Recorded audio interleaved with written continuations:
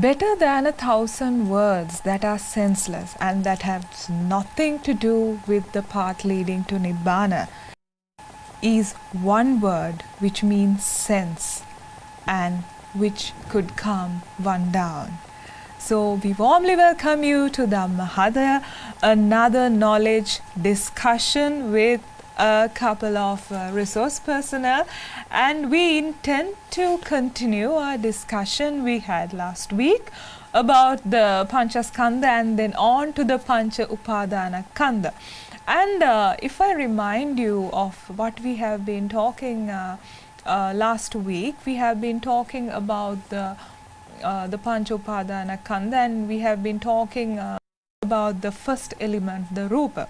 So to continue this discussion, I have invited the same resource personnel, that is Professor Ravi Koggalage, the former Deputy Vice Chancellor Academic of Sir John Kotalawala Defence University, and he is a meditator and as well a teacher of meditation. Then we have Dr. Shiroma Bandara, who has come all the way from UK, and she too is a teacher of meditation. We warmly welcome both of you to our studio tonight.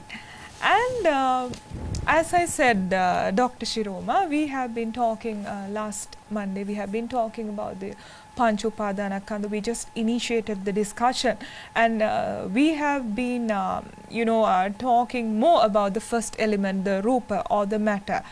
We would like you to initiate the continuation of this discussion.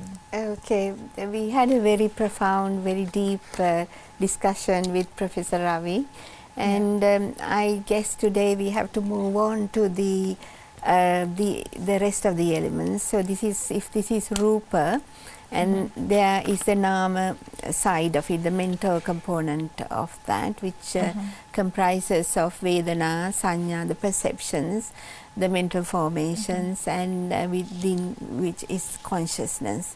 So I guess that is what we have to initiate today. And as we discussed the other day, the rising of that, of the Nama component is because of the Rupa.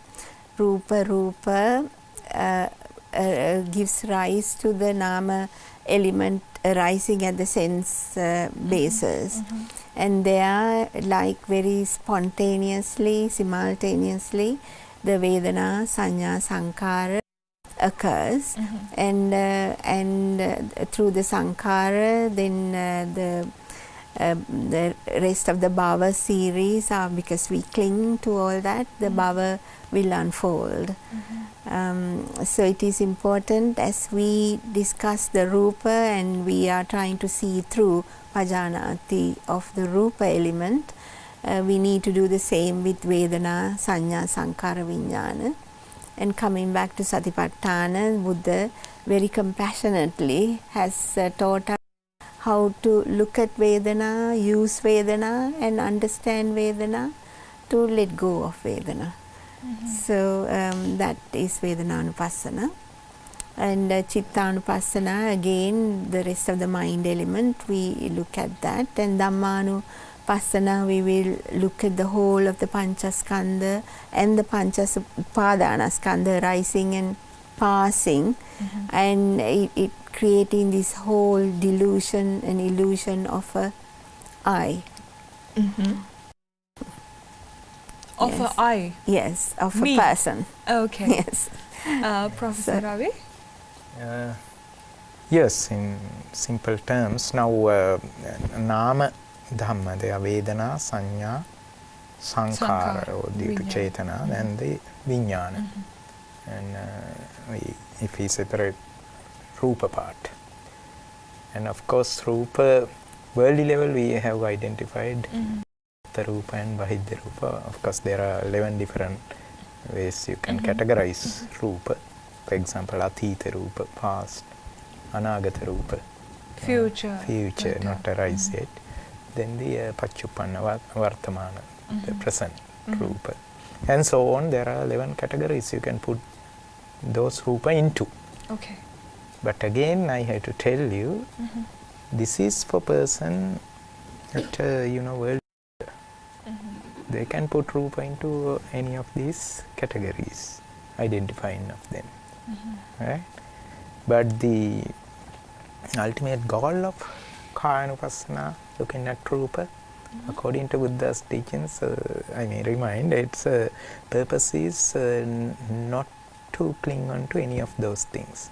Nachakinchi loke upadiyati. So we have to keep that in mind. Which means? Nachakinchi, right? Nothing, something called Rupa, for you to get attached, get clinged. Okay. There's nothing called matter for you to get Exactly. attached. Okay. Yes. So, final goal of practicing Kayanupassana is get rid of Rupa. Right. Because they appears to us. So we believe they are there because of our delusion, deluded mind. Remember the magician? Yes. Yes. So magician is telling us, okay, I is there, the Rupa object, outside object is there. This is exactly Chakku Vijnana telling us. Right? If you take other Vijnanas doing the same thing, Ajjata and Bahidda. Right? Now, this is just to keep in mind from the Dhamma, what we have to achieve. Right? You should have a rough idea of what the purpose of doing that. Of course, as a beginner, the purpose would be to reduce your anger or attachment. Okay. Or to be complete, reduce or suppress your pancha nivarana. Right? Okay. So any of these meditations, initially it will happen. Right? But again, that is, we are in the, as I mentioned last time, Purva Pratipada, or the level. Yeah. We haven't touched the supramundane level yet. Yeah. Unless you use deep Dhamma Buddha's teachings, such as Paticcasamuppada and so on, cause and effect. Now, that's this some kind of knowledge herein and think about it. Right? Jnanato passato is very important for one to follow the Satara Satipatthana. Even without in that you can follow. But you have to think about, last program I mentioned, there were many such persons who used to practice similar meditations. And without hearing Buddha's teachings, no one has at least entered to the Sotapatti Magga. Right. So we have to keep that in mind. Yes. So I think all 8 jhanas have been achieved, but not even the first stage of sainthood. Exactly. Right? Now coming back to this Nama and Rupa. Nama term we can summarize 3 things. Apart from Rupa, the Vedana, Sanya and the Sankhara. Right? And Vijnana is the consciousness itself, or mind itself, getting knowing about these things. Right? Now Rupa, as we used to believe, we can, have external Rupa or internal Rupa like our body. Right? Body and the outside Rupa, whatever belongs to the world. Then how do we get to know about that Rupa is existing? Through this Nama Dhamma. That is through Vedana, Sanya and the Sankhara. So this is the connecting point. Matter and the mind. And that appears as an object to the Vijnana. So I may have to use the part of Paticcasamuppada, the Vijnana Paccaya Nama Rupa. Right? And it is mentioned Nama Rupa Paccaya Vijnana as well. And the simile given was Batamiti Deka. I don't know how to translate it. The two, whatever like. 2 bundles of sugar cane is not sugar cane actually, it is bamboos. Bamboos. Because there's a deep meaning there as well. All right. Because all those are empty sticks. Right. Hollow. Yeah. In Pali it is known as Tacha Sara. Okay. Tacha means your skin. So only skin. There's nothing like Sara inside that. So referring that is to very the body. Rupa. Sorry, Nama Rupa is one bottom here, the other one is the Vijnana. So if you keep these two, each supporting to the other, right? Without one of them, simply the other one cannot exist. If you remove one of them, other one cannot stand like that. Right? You need support from each other. It's also known as in Abhidhamma the Anya-Manya Pratya. So helping each other. So Vijnana helping Nama Rupa helping Vijnana. The important message is both must exist together. Right? That is for survival. No, we can't just talk about one single thing without the support of the other. So without Vijnana, no one knows about Nama Rupa. Because Nama Rupa appears to Vijnana. Alright? So unless you see something, for example, you don't know it is existing. Right? For example, I might say there's a transparent Devata here. God.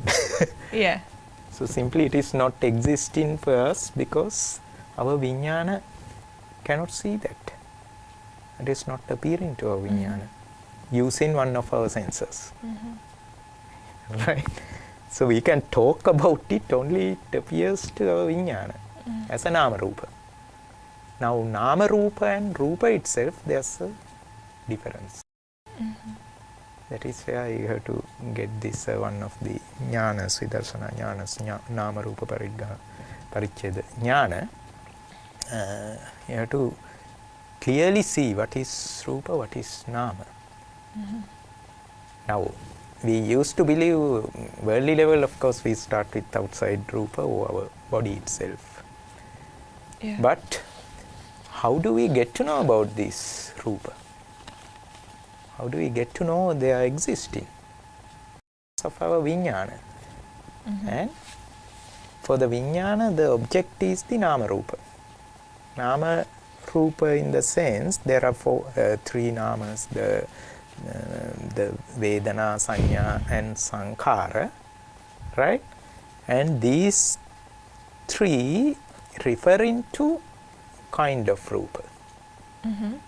So through this Vedana, Sanya and the Sankhara, we are referring to one physical Rupa, but only through the Nama. Vijnana cannot directly go and observe the Rupa itself. Right? So any of these, the ayatanas, sense bases, the eye or ear, helping to generate this Nama, that is Vedana, Sanya, Chaitana or the Sankhara, and it is referring to outside Rupa. For example, if you your eye, eye cannot see only something external. You can't use your eye to see inside of your eye.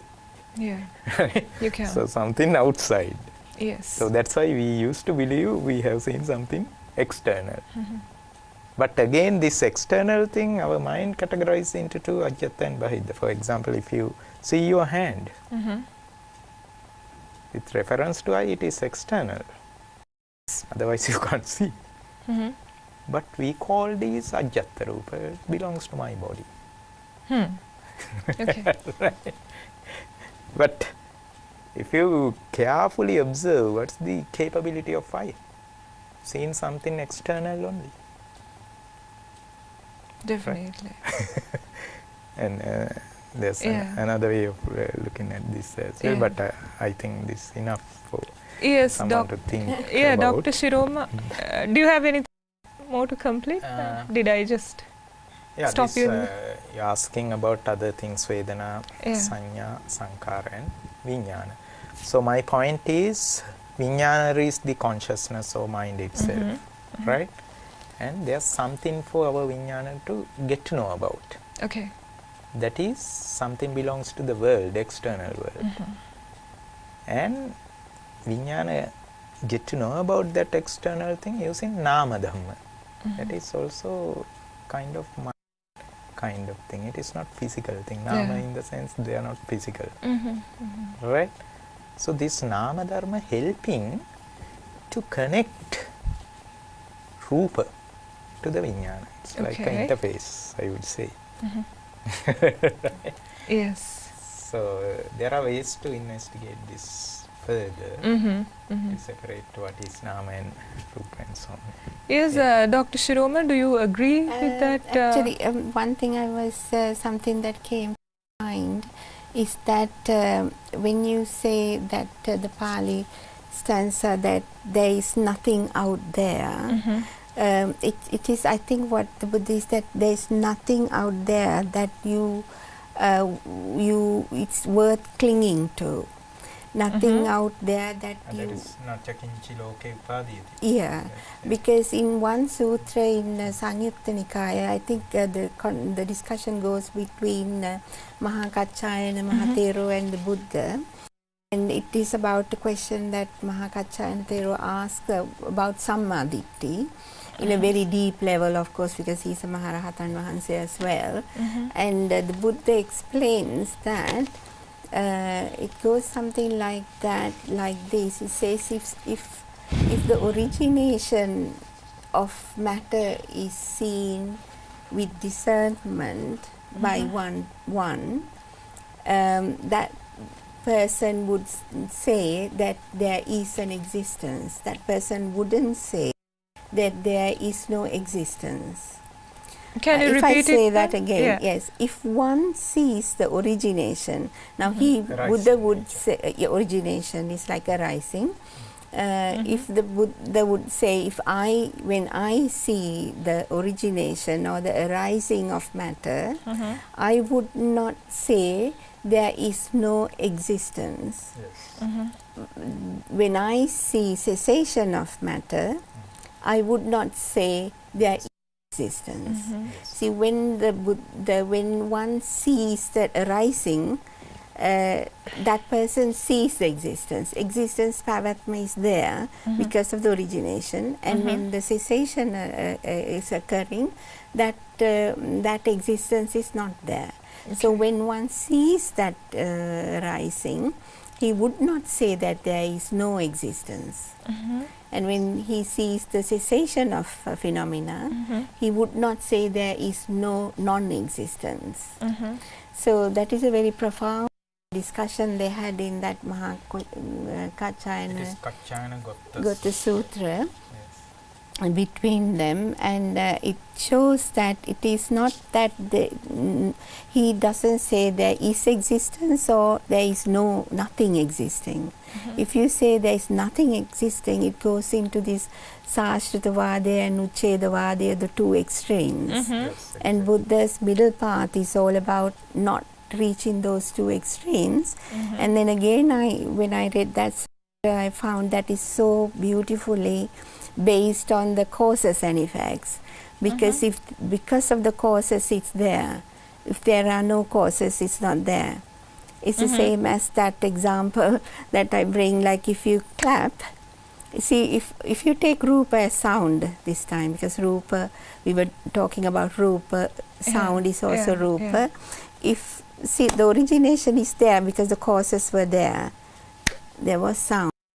And when it's finished, there's no, the cessation is there's no existence. There's no sound. Yes, so that is how Buddha has explained the whole existence and non-existence. And when the object and the I and the mind goes there, the arising of that object occurs, and at that arising there was an existence there. And then the cessation, when these three are not there, or part, there is no non-existence because the seeing is not there and the object is not there. But what happens with the delusion and ignorance is, even for that momentary existence, we put a hook on and cling on to it with greed and passion, making it to be nitya, permanent, eternal, and yes, in existence, that it is there, it is mine, and it is pleasurable and it is pleasant. because we don't see the yatha bhuta jnana, that it passes momentarily. As soon as it rises, it's passing away. And we cling on to that moment there. So when you look at that, makes our doing Kayanupassana so profound. But because even that existence, within that momentary existence, because of the causes, you see the atomic rising, passing of the atomic vibration, and it is anicca swabhava, and it's dukkha nature because it's changing, and that you can't control it, and you can't say it's mine. So anicca dukkha anatta, you see in that momentary existence that it is, so you can get detached from it, and you can easily let go of that object. So even without thinking, there is no existence out there, there is nothing there, so there is nothing to get attached to, I would say that whatever that is existing because of the origination of existence is subject to anicca dukkha anatta. And seeing that anicca dukkha anatta, you have viraga, and then nibbida, kalakira, you get dispassionate about it, and you don't see any value of it, and then patinissagga, you let it go. And then you once you have let go of it, within it and without it, you can be. You can be in the world. You don't have to say, I have to go to a jungle, or I have to go away from this, or away from music, or away from nice sights, pleasurable sights. You can be within that, face to face with the sights and the sound and the smells and the sensations, knowing their true nature. You have become dispassionate and let go of it. It doesn't really matter to you whether they're there or not. So you reach inside you reach that tattva stage where it doesn't fluctuate with aversion or attachment. That again is such a beautiful Dhamma point, where you don't say this existence is bad, it's not there, and I'm going away, I'm shunning away from it. You don't. That can be an aversion. Yeah, so you are in it without attachment, without aversion. So even you come to a stage where you see good or bad happening, or the nice and not nice, right and wrong, and good and bad, doesn't you don't have any judgment like that, because they are all arising and passing, and arising and passing, whatever that's arisen and passed is subject to anicca dukkha anatta. So who is there to judge, this is good, this is bad, this is nice, this is not nice, this is what I cling to, this is what I say I don't want. So the total attachment aversion disappears. So there is no greed, there's no anger, and that disappears, because the true nature is the rising and passing away of phenomena, actually, dhammata, dhamma. So, so in that sense, starting with rupa, you see through your meditations.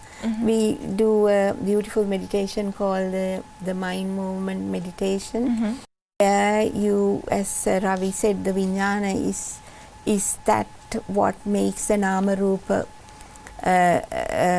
arise and pass because of vijnana, and vijnana is there because of nama rupa, hetupala dhamma again, and that you can see working in each sensory base, in the eye base, ear base, nose, tongue, and the body and the mind. This nama rupa paccaya vijnana, vijnana paccaya nama rupa, by this mind movement meditation, and where you follow the nama rupa hitting, the outside objects impinging on your sense bases, and the vijnana moving from one sense base to the other. And that process that happens at each sense base would be nama rupa paccaya vijnana, vijnana paccaya nama rupa. And then and through that you could see the whole of the Samappada unfolding every moment it moves from one sense base to the other. Okay. So, so we need to take an existence and non-existence to go through the middle path without going to say, yes, there is existence, or no, there is no existence. So that is Sāstrutavāda and Uccedavāda. So Buddha's teaching is because of causes there can be existence, because no causes there is no existence in that principle. And seeing that moment to moment, arising and passing, the Kāyanupassana meditations where you see the whole body going to vibration, and all the outside, what you call objects, all in atomic vibration. That would be, I would think, the deepest level of seeing anicca and arising and passing. And then you don't see any value in something that is so transient, and let go, and the clinging is reduced stage by stage as you proceed and progress in the path. Yes. Yes, Professor Ravi, now Dr. Shiroma mentioned about this anicca, dukkha, anatma, but before, I have something to ask about that as well, but before we come to that, is there anything that you would like to add to her commentary? Yes. This needs long time to explain, but I'll give the points. One thing is, now one has to realize something, that is those qualities, you know, arising and passing away. That means by seeing arising, you can't come into a conclusion it is existing. Yes. Then when you see the cessation nature, you can't come to a conclusion nothing exists. Right? This mention, as Dr. Shiroma quoted, that Kaccāyanagotta Sutra. But this is a kind of realization.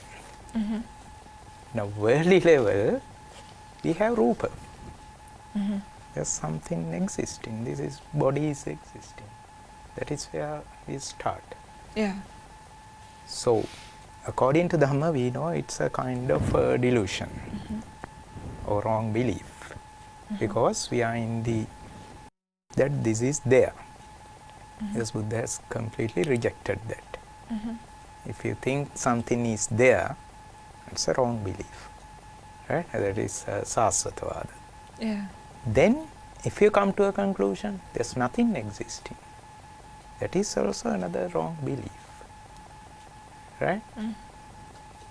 But what happened to many practitioners is, they start with this body, for example, because we used to be, I or myself is there in this body. So we try to break this down into maybe 32 parts of the body, or the 4 elements like Patavi, Apo, Tejo, Vayo, and so on. Then end up with the conclusion, there's nothing, no one. So believing one is there is a wrong belief. Believing not existing also another belief. Because even the Buddha said nachaso, nacha regarding the rebirth process. So that is, Buddha has completely very, you know, rejected that in many places. There were such beliefs during Buddha's time in India, like Sāstrutavāda and Uccedavāda and 62 such wrong beliefs, right? Now Buddha has rejected all those things, giving reasons. So that is what this Kaccāyanagotta Sutta, he explained to Kaccāyanagotta. When someone sees a rising nature, there can be a, you know, belief something is existing. When you see the cessation nature, there can be a belief nothing existing. But both those are just beliefs only, wrong beliefs. Not the Paticcasamuppada or the Hetupala, the connection. So, and that is two things, and also the Shiroma took this example, the sound. This is the most easiest thing for you to understand this principle. So you know one sound, when we hear the sound only it is existing. Not just before that or not just after that. Right? So it is arising and passing away. For example, the clicking sound of the clock. Right? So earlier sound is already past. Yeah. So new sound appears, but you can't say it is existing before you are telling that it is ceasing. Right? Passing away. Is it because that it is of changing nature? Yes. So this is something you can start with, of course. But the problem is, you can see that for sounds, the change in sounds, but it is one tone, continuous one, probably you may have some other questions. And how about if you apply this same theory to your eye? Okay. So, for example, we used to say there's a cushion, right? Is it came here like the sound without existing before? And has it disappears without any trace? Right? But this is the principle one has to identify, observe. Right? So if you see this Paticca nature, you may not come to a conclusion it is existing, no, it is not existing. Both are two extremes. That is not Buddhism, what Buddha has showed. So Buddha's discourse is not becoming to these two extremes, but telling about Paticca. Yes. So before we talk further about this, Dr. Shiroma, now according to what I understood of this discussion, it is that the Buddha said you cannot say something is existing, neither can you say it is not existing, maybe because of the anicca nature, the changing nature. Am I correct? It's actually in that Kacchanagotta Sutra, it's very profound. It goes like this. It says, when one sees the origination of material, that one would not say that there is no existence. Not there is existence, there is no existence, because when the origination happens, there is for that moment a cushion there. So he says when the origination happens, one would not say there is no existence. When the cessation happens, one would not say there is existence, because he's seen passed away, nothing there. So in that sense, so it's very in that sense, he say what he's trying to teach us is when there is origination, because of causes, there is an existence. When causes are not there, there is cessation, no existence. So it's purely this whole world, the whole world is cause and effect phenomena. Definitely.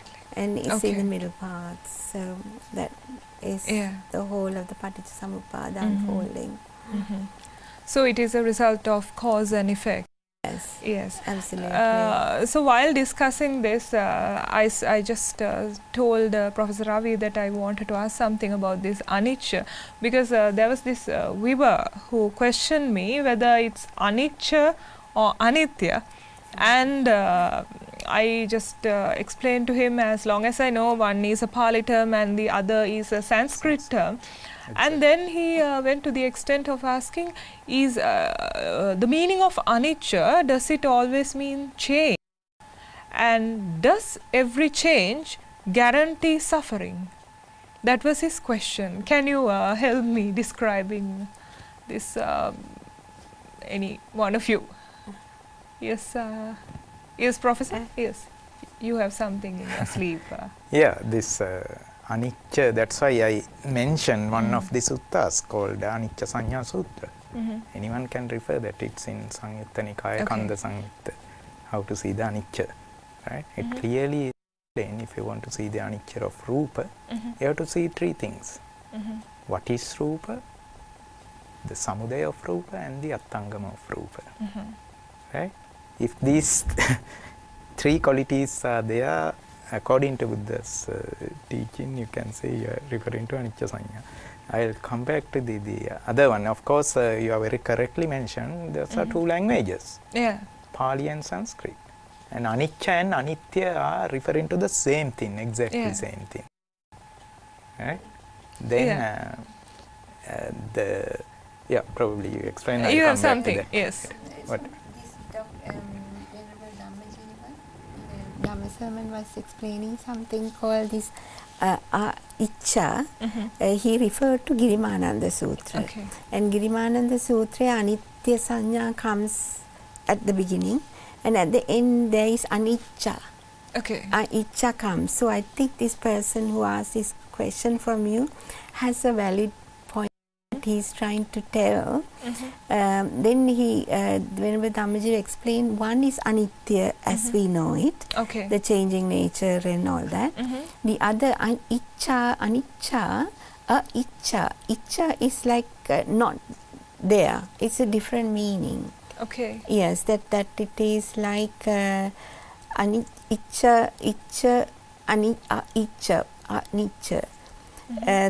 non-existence kind of thing, and a changing nature. Okay. That way he explained both those sanya in Dasa Sanya.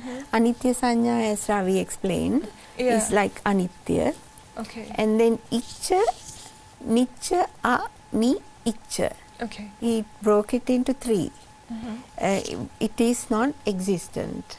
So in the Dasa Sanya, that is the way that Buddha had explained different sanyas for us to contemplate on.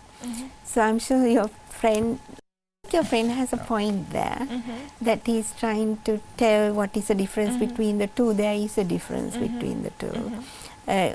We can take it, we've heard so many times that Sanskrit and the Pali words are like that. It slightly differs, but in this particular case, Venerable Dhammajiva explains it that there is a difference in the two. Like Icha, Ni, Icha. Okay. So we have to ask a Pali expert next to its non-existence and the impermanence. Professor, you also have something. Well, many different persons can have different views, but I think what we should do is we have to refer the Tripitaka. This very correctly Shiroma mentioned Navam Sutta, Girimananda Sutta. But if you refer Girimananda Sutta, you will see it is simply saying Rupang Anicca, Saddang Anicca, and so on. Right? But it does not explain what Anicca is. So that is why I refer another sutta. Okay. It clearly mentions what is Anicca Sutta, Anicca Sanya. Right? Okay. And then Buddha himself giving the answer. How one can see the anicca of Rupa, how one can see the anicca of Vedana, and all five things. Right? So this is a very good reference for anyone. The Anicca Sanya Sutta, I would ask you, we were to refer that sutta. Because then the other one, of course, these days you can hear that other translation, that not teacher. Because of that meaning also anicca. But it is not wrong. Okay? Because in dukkha satcha it clearly says yampiccan alabati tampi dukkham. Yeah. Right? So it is matching for that. But the problem is that is not the whole thing. It is one of the qualities of dukkha. Right? So if you took that meaning, it is matching only for yampiccan alabati tampi dukkham, not the other verses. Okay. Right? That's why you have to see the complete picture and where Buddha has explained this. So I would ask them to refer this Anicca Sanya Sutta. Then there's another meaning as well. Last program. Yes, other than change, what else? Yeah. Now, worldly level, we think the seeing change in nature. Right? Yeah. Of course, if it is the point, the correct meaning, I would say first to become arahants might be the scientists. Those who use those different instruments to observe these things and see how these atoms changing, electrons changing, and so on. This Heisenberg would be the first person to realize this. He clearly mentioned electron cannot be seen at one point two times. It's changing, right? But you should understand, it's clearly mentioned in another sutta, the Rohitassa Sutta. By just observing external world, you won't realize this Paticca Samuppada or the Chaturarya Satya. Right? Otherwise, we can use this scientific knowledge and so on. Because Rohitassa, in his previous life, he went using his psychic powers to see the end of the world or universe. He couldn't. Yeah. Then Buddha has mentioned in this that sutta itself that without seeing end of world and the origination, you can't end the suffering as well. But you have to see the world from your own body, not from the outside, but internal, within this body, right? Whole world is creation using this salayatana and the vijnana. So salayatanas are just instruments only to get different signals. And vijnana is the magician creating this whole world, right? Yeah. That is also known as samskara world. Now, coming back to this, I wanted to explain this. Anicca, the worldly level, we think the change in nature. Yeah. For example, our body, child, we know it is not the same body we are having now. Yes. In 5 years' time, this is not the same body we are having, right? If you go to scientific level, even cell by cell, right? It's changing, right? Not the previous cell now we are having, and after a little while, right? I don't know, she might explain how long it can last. Maybe a few seconds one cell exists. It depends on different types cells. Yeah. So by seeing this in an external world, it is not the world seen within you. Even you can argue it, we are seen at our own body. But remember, body also, for our eye, it is external object. Our other ayatanas, kaya ayatana, it is external. When you touch, that's what you feel. To observe something, if you use one of your senses, right, you are already in this world, level of seeing. So Buddha has mentioned I am inside this, it's a kind of shell of egg. We were like that, and this shell is our salayatana, right? We have not seen something beyond this salayatana. Yeah. So if one has to understand this, one has to this pirisinda dakinoa, to see the exact thing, the yatha jnana of your eye, and also the rupa appearing to eye. Similarly, your ear and the sound. Now, if I come back to that sound example, now perhaps you can hear a clicking sound of a clock, right? But what will happen whenever you hear that sound? You know it's a sound of a clock. How? Because our ear sense, it is true experience, previous experience, right? If you have never experienced that before, you can't attach external rupa for that sound, right? But without knowing, what we are doing is we are attaching matter or the Satara Mahadhatu rupa into whatever signals we get through our senses. Sure. So the attaching rupa is done by our deluded vijnana, the magician. So if you believe it is existing outside, that is what worldly level we are, that is wrong. But that doesn't mean nothing existing. That is, you have to tackle separately. But my point is, what we believe exists in something, it's a wrong belief. That doesn't imply nothing existing. Okay. Yeah. So this Nachakinchi Loke Upadiyati thing in the Satipatthana Sutta, one has to refer what are the results. Nachakinchi Loke Upadiyati, this word Loke, what you refer as Kaya, there's nothing to be attached, right? That would be the end result. Yes, Dr. Shiroma. Yes, that's right. So I think I firmly believe the best way forward is to meditate for yourself, so that whatever the scientist sees through the instruments, when in meditation you can see through your own wisdom, your eye of wisdom, through your experience, you see it all going to atomic vibration.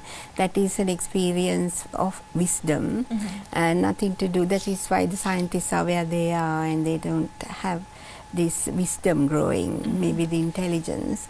And through, once you see the true reality of a rupa, and the Vedana is the same, arise and pass, and we do Vedananupassana to very deep extents, watching the throbbings and arisings and passings and what happens in between, and then the perceptions come. We can do meditations of the color and the form and how we perceive it, and how, as Ravi said, we match with past experiences and give it name, and we go beyond that with the Suddhastaka.